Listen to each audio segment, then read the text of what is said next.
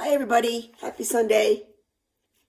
It's time to read from Blood on the River. And when we last left off, remember Harvey was talking to Lulu. And remember she gives him those two toys from the Ark that he thought he lost in the lake. And check out this picture. Ooh. And chapter 13 is called The Fourth Part of Darkness. Fourth part. Think about that. Fourth part. How many of the brothers and sisters have we met? Think about that. I'm just sort of assuming maybe that what that chapter is about. Maybe they're going to meet, or Harvey's going to meet the last sibling. I don't know. What happened to you? Wendell whispered when Harvey reached the bottom of the lawn. I thought we were meeting at midnight. I got waylaid, Harvey said. He intended to tell Wendell what had just transpired, but his friend was obviously nervous enough without being told about Lulu's fate. Harvey slipped the 3 survivors of the Ark into his pocket and resolved only to speak of the encounter when he and Wendell were safely away from this terrible place. So he's obviously has changed his mind from it being a place that he loves or was having fun at to now terrible. Just one thing stood between them and that ambition, the wall of mist. Now, as ever, it seemed innocent enough, but that was an illusion, of course, like so many things in Mr. Hood's kingdom. We have to be very organized about this, Harvey said to Wendell. Once we're in the hall, we lose our sense of direction. So we have to be sure we keep walking in a straight line and not let the mist turn us around. Well, how do we do that? Said Wendell. I think one of us should go in first, the other one keep hold of his hand. Me? Said Wendell eagerly. I want to be first. No problem. Then I'll keep my back to the house and keep guiding you. Who knows? Maybe the wall's so thin, you'll just be able to pull me through. We can hope, Wendell said. Are you ready? Harvey asked, extending his hand. Wendell took it. Whenever you are, he said. Then let's get out of here. Wendell nodded and stepped into the mist. Instantly, Harvey felt his grip tighten. Don't let go, Wendell said, his voice already remote, although he was just a pace away. Just keep walking, Harvey said as they reached arm's length. Any sign of... Before he could finish his question, a noise from the house behind him sealed his lips. He glanced back. The front door was open and a light was burning in the hall, throwing into the silhouette the figure rushing down the porch steps. It was Mrs. Griffin. The noise he heard was not from her lips, however. Nothing human could make such a din.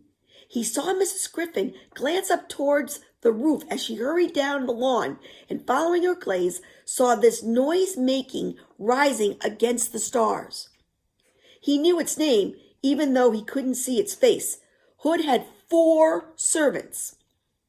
He'd only met 3, Rictus, Jive, and Mar. Here was the 4th, Karna, the tooth stealer. Karna, the devourer. Karna, the beast Mrs. Griffin had hoped Harvey would never meet. Back to the house, child, Mrs. Griffin called as the din of vast wings filled the air. Quickly, quickly! Harvey pulled on Wendell's arm, yelling to him as he did so, but Wendell had a whiff of freedom in his nostrils and he wasn't about to give up. What are you waiting for? Mrs. Griffin yelled. Get away from here, or he'll take off your head. Harvey glanced up at the swooping beast, and he knew this was no lie. Karna's jaws were wide enough to snap him in half with a single bite. But he couldn't leave Wendell in the mist.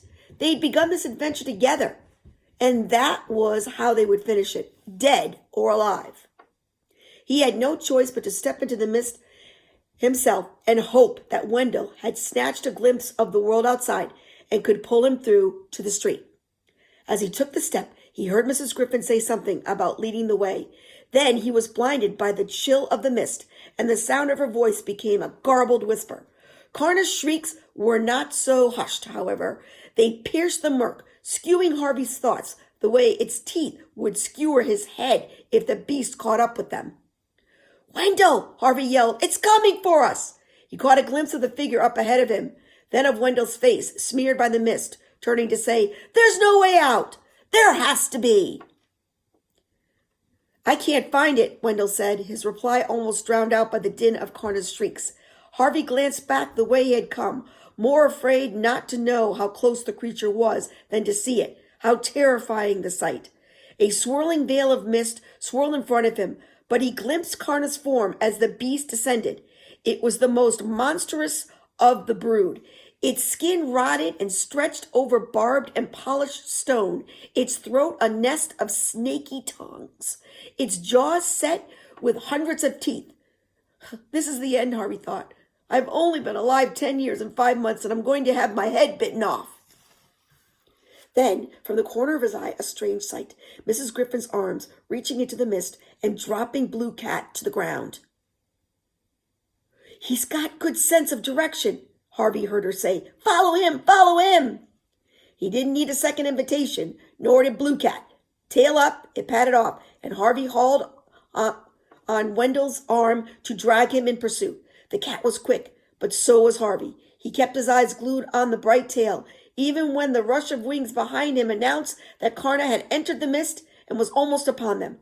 2 strides, 3 strides, 4, and now the mist seemed to be thinning. He heard Wendell whooping for joy. "The street!" he yelled. "I see it!"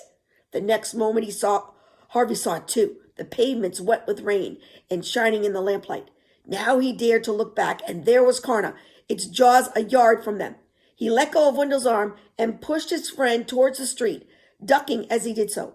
Karna's lower jaw scraped its spine, and the beast was moving too fast to check itself. And instead of wheeling around to scoop up its quarry, it flew on, out into the real world. Wendell was already there, and Harvey joined him a moment later. "We did it!" Wendell yelled. "We did it!" "So did Karna," Harvey said, pointing up at the beast as it rose again the cloudy sky and turned to come back for them.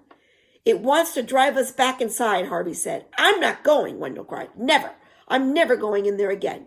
Karna heard his defiance, its blazing eyes fixed on him, and it came down like a thunderbolt, its shriek echoing through the midnight streets. "Run!" Harvey said. But Karna's stare had rooted Wendell to the spot. Harvey grabbed a hold of him and was about to make a run for it when he heard the beast's cry change. Triumph became doubt. Doubt became pain, and suddenly Karna wasn't swooping, but falling. Holes opening in its wings as though a horde of invisible moths was eating at their fabric. It labored to climb the air again, but its wounded wings refused their duty, and seconds later it struck the street so hard it bit off a dozen of its tongues and scattered 100 teeth at the boy's feet. The fall didn't kill it, however. Though agonized by its wounds, it hauled itself up onto the spiky crutches of its wings and began to drag itself back towards the wall. Even now, in this wretched state, it was ferocious. With its snaps to the right and left, drove Harvey and Wendell out of its path. "It can't survive out here," Wendell realized aloud. "It's dying." Harvey wished he had some weapon to keep the beast from returning to safety, but he had to be content with the sight of its defeat. If it had not wanted their flesh so badly, he thought, it would have come after them at such speed and brought this pain and humiliation upon itself. There was a lesson there, if he could only remember it. Evil, however powerful it seemed, could be undone by its own appetite. Something to think about. Then the creature was gone, a curtain of mist drawn over its retreat.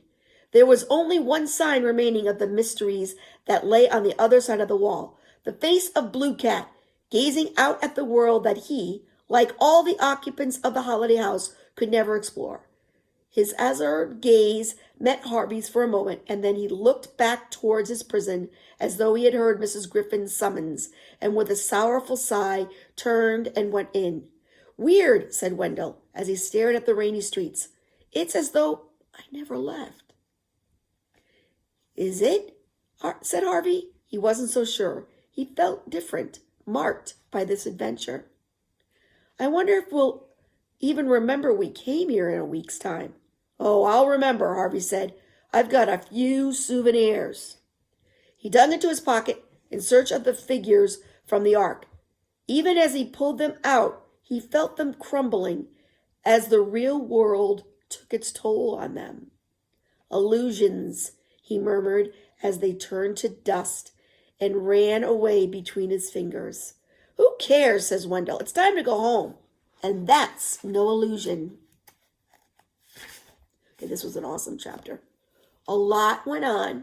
You've got to do some threading. Got to think about what we've read up to so far. This was important. You know, I'm thinking, is he going to stay there? Is he going to stay in the real world, even though he feels that way about Lulu? Don't know. We're going to have to wait and see.